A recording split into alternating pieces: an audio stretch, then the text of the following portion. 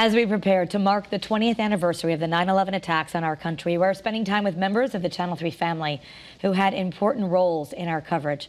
Mike Kopelman is a longtime WFSB photographer who was assigned to work at Ground Zero after the planes hit the Trade Center, and he's here now to talk about your memories from that difficult day. I have so many memories with you. Can you believe it's been 20 years? No, I really can't. I really can't. I mean, in some ways it seems like it was forever ago and we were all changed. In other ways, it's hard to imagine that you and I were there 20 years ago. 20 years ago. I've known you a long time now. I know. I'm happy to have known. And for our viewers, I mean, Mike, you've been through so many big stories, but I think when 9/11 happened, that was certainly the biggest all of us had ever covered. Yeah. I was working the night shift at the time, so when the planes hit, I was still asleep. Phone rang. It was Melanie O'Brien, our longtime news assistant, and she said, "Yeah, Mike, something's happening in New York. A plane went into the World Trade Center. Can you come in and drive down to New York and maybe pack a bag? You might be there for a little while." So I got up, got dressed. While I was getting dressed, the second plane hit, and all of a sudden everything changed. All of a sudden, it wasn't just an accident. I mean, when I woke up, I wasn't sure whether it was a little Cessna or what was going on. Right. All of a sudden, that second plane hit, and everything changed. And I went to work and came back a week later. And with no idea what you were going to experience, obviously coming back changed. But as you were driving into New York City, describe that and what you were feeling. I know it wasn't easy at first to even get into the city. That's right. Well, first we had to stop and get a map because we didn't have any GPSs at the time. We had to figure out where we were going to go, how we were going to get there, what's going to happen. So we stopped and bought what is called a map, for those of you who old school map. Oh, goodness. And then we went to Stamford Hospital because we figured we'll cover the Connecticut angle of this story. We'll cover it from the Connecticut perspective. There's going to be a lot of people that are injured. We'll go to Stamford Hospital. We'll go to the hospital in Stamford, and then we'll wait there and do their emergency preparedness. We went to their emergency operations center, and we waited, and nobody came.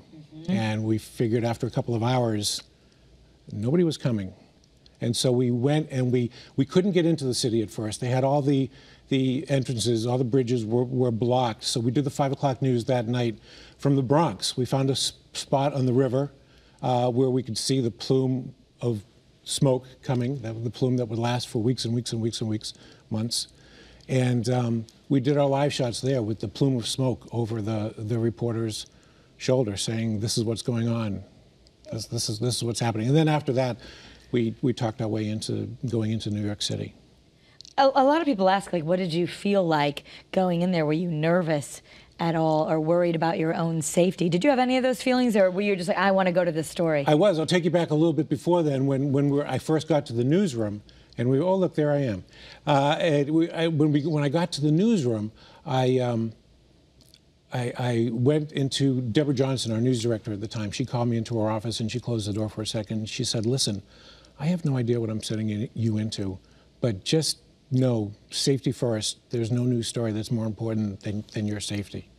So, and that meant a lot to me. I knew that obviously already, but that meant a lot to me. And I encourage people, if they're watching on the app, to go look at Deborah Johnson's interview, because she talked about that as what she was doing as a journalist and as at the business end, and also as our person who was in charge of our safety and how our newsroom would work. So, but you went there and you headed in and eventually got over the bridges, and as we saw, you were down at Ground Zero. Yep. And what was that like for you?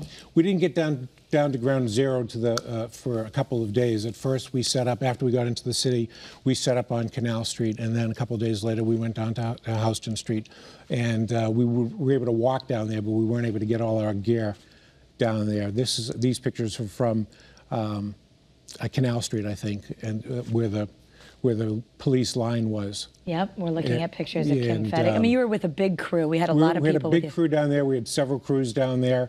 Some people went ahead, and some people came back, and some people tried to go right into the city, and then we had the 5 o'clock news to get on that night. So some of us went to the Bronx and did that. But when we finally got down there, I've been going to New York City my entire life.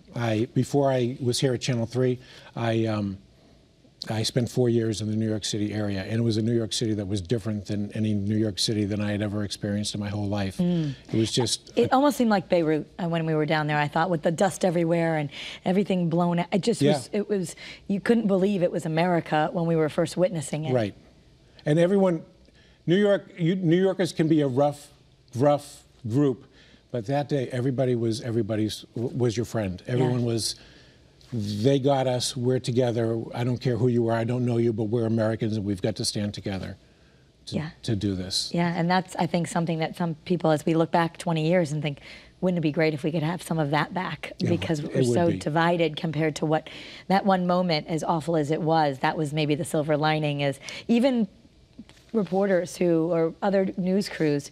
I remember seeing people from other countries and asking, how do I get around? Like, we were all helping each other instead of just competing. Right. The world, we knew we were the focus of the world at that one moment, and it was a little overwhelming. We felt it was, you know, we are not old enough to remember a Pearl Harbor, but it just seemed like a Pearl Harbor moment, and a moment that we all needed to group together and come together to face the challenge of what we were facing right then that day. And there was the professional side of it, and then there was the personal side of it. There was. And you had a moment where you were covering all this, and much like what we've been through with the pandemic, people made decisions about their life. You made a decision. Right. I understand you saw a picture of a ring. What happened is I was down there for a week, and oh, there's the ring, look at that. I was down there for a week, and I decided, they said, you can go home, you've had enough, you've been down here for a week. You can go home, and I decided to stay down there one more day, without a camera on my shoulder, as an American citizen, just taking it all in. And I walked around the city, and I took pictures of everything. I ended up down in Soho, and I looked up, and I saw a picture of that ring in the window, and it was kind of cool. It was a tension-setting ring, and I thought my girlfriend at the time, Lori, would really love that ring. And I had what I called a Harry Met Sally moment, when you realize you want to be with someone. You want that sometime to start as soon as possible. And I thought of all those people that went to work that day on a really bright, beautiful Tuesday morning that had nothing special about it except that it was a nice fall day, and they never came home. And I just sort of made a decision that I would buy that ring. Yeah. Walked into Philip David Jewelers in West Hartford. When I came back, found out they were one of only 2 stores in Connecticut that sold that ring. And you got that ring? Yeah, that ring is on my wife's finger right now. 2 kids later? And it's now 20 years later. We have 2 kids that just started high school this week, Max and Eli. Yes, we have the same, yeah. Yeah, and so there were some life-changing moments that came out of that. That was really affirming. Dennis and I had a similar experience covering 9/11 together, where there was definitely decisions made of, and we got engaged not that long after as well. So life is short, appreciate it. Is that one of the lessons that you think of? I think so. When you think of 20 years later, of maybe reminding yourself that all those people lost their lives, and we have to focus on what we can do in this life? Well, it's something that we've experienced the past year, covering the pandemic every day is to be appreciated. Yeah. And you never know what tomorrow's going to bring. It's to go down memory lane and reflect on all the crew, some that aren't with us anymore, some have moved out of the business. But when you come up to this 20-year anniversary, is there a certain way that you mark it? Is there a certain thing that you do or will do? For the first, I had all the pictures that I took that day that were regular old traditional pictures that I digitized and put up on Facebook. For a couple of years, I put them up every day, and then that seemed to get to be the same old, same old. So what I do is I drive around all day and I listen to Bruce Springsteen's The Rising album, Bruce Springsteen's September 11th album. I just put it on and I listen to that.